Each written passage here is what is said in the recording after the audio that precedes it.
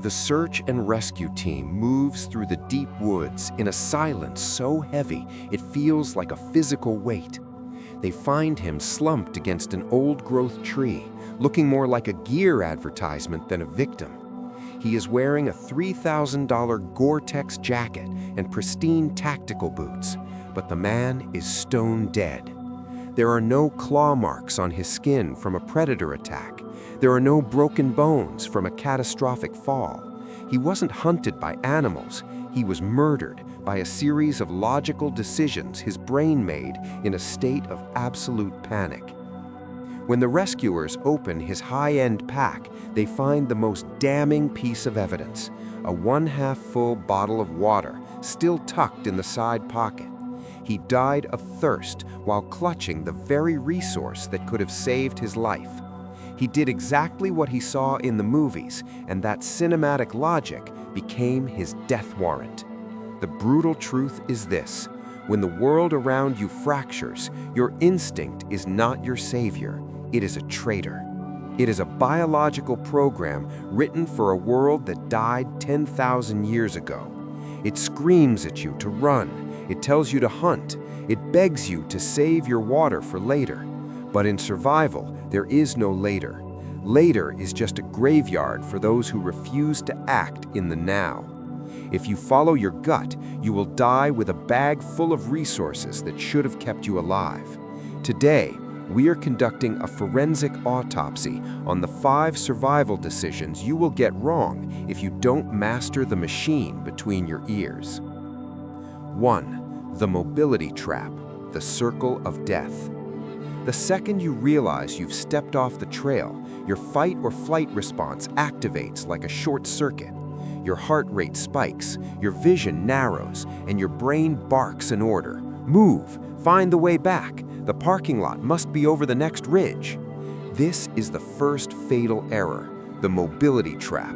Your brain equates distance with progress, but in the wilderness, distance is a debt you can never pay back. Search and rescue data reveals a tragic, recurring pattern. Lost people almost always walk away from civilization rather than toward it. Without a compass and a fixed point of reference, the human body is physiologically incapable of walking in a straight line. Because of slight muscle imbalances, your dominant leg is slightly stronger, forcing you into a massive, invisible circle. You are burning thousands of precious calories, exhausting your muscles, and risking a catastrophic injury on rough terrain just to end up deeper in the void. Rescue teams have a saying: a moving target is a phantom. When you stay put, you are a fixed point in a search grid.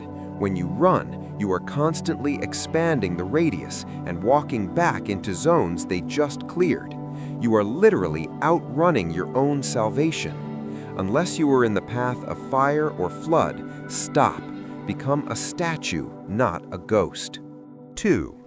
Voluntary dehydration, the cognitive fracture. This is the decision that haunts forensic experts more than anything else. Finding a victim with water still in their canteen. You have 0.5 liters left. You don't know when help is coming. Your brain, in its desperate attempt to plan, tells you, ration it. Take 1 tiny sip an hour to make it last for 2 days. This is called voluntary dehydration, and it is a cold-blooded killer. Survival is not a game of physical endurance. It is a game of cognitive function. Your brain is a water-cooled engine.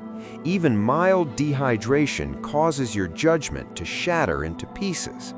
You become confused, lethargic, and prone to fatal mistakes that look like accidents but are actually slow-motion suicides. You are intentionally degrading your only weapon, your intelligence, at the exact moment you need it most. There is no later if you collapse from heat exhaustion today. Water only works if it is in your cells, maintaining your blood volume and cooling your organs. It does nothing for you inside a plastic bottle. A clear-headed survivor can find more water. A dehydrated one will walk off a cliff while holding a full canteen. Don't ration. Drink to keep the machine running at peak performance. 3. The hollow hunter, the thermodynamic debt. Your stomach begins to growl and the panic of hunger sets in. Hollywood has taught you that survival is an action movie about trapping rabbits, hunting wild boar, or foraging for bright berries. You spend your limited daylight acting like a prehistoric hunter-gatherer. This is a catastrophic waste of energy, a negative return on investment that will bury you. Remember the rule of threes. You can survive 3 weeks without food, but you might only survive 3 hours in the cold without shelter. Hunger is just a feeling. It is a signal, not a death sentence. It hurts, it causes headaches, but it won't kill you today. While you are busy chasing squirrels and burning 3,000 calories for a 50-calorie reward, the sun goes down and the temperature drops 30 degrees.